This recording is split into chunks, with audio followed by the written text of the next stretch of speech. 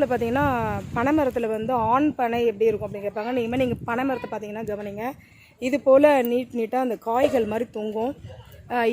இதை வந்து 2-3 ஒன்றா சேர்த்து லேசாக முனையில் சீவி விட்டுட்டு அதை மண்பானைக்குள்ளே நுழைச்சிடுவாங்க. ஸோ இதிலேருந்து நேரடியாக சொட்டு சொட்டாக வடியக்கூடியது தான் கல். அந்த சுண்ணாம்பு தடப்பட்ட பானையில் அது சேகரிக்கப்பட்டால் அது வந்து பதநீர்.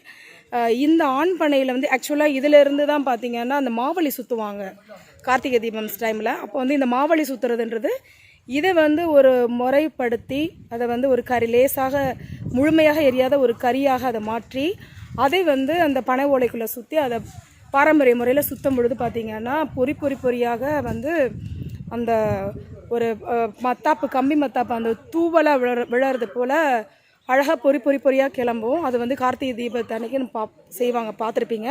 ஸோ அந்த மாவழி வந்து சுற்றுறதுன்றது வந்து இந்த ஆண் பனையோட இந்த பாலையிலேருந்து தான் எடுக்கப்படுது. பெண் பனை மூலமாக தான் நொங்கு, அதுக்கப்புறம் பனம்பழம், அப்புறம் பார்த்திங்கன்னா பனைத்தவணு, கிழங்கு, பனங்கிழங்கு மாவு, அதுக்கு முன்னாடி அந்த இது வர்றதுக்கு முன்னாடி அந்த பாலையில் சீவி வடிகிறது தான் அந்த கல் பதநீர், அதுலேருந்து பனங்கற்கண்டு, பனை வெல்லம், இந்த மாதிரிலாம் தயாரிக்கப்படுது. ஸோ பனையை பொறுத்த வரைக்கும் எல்லாமே பணம் தான்.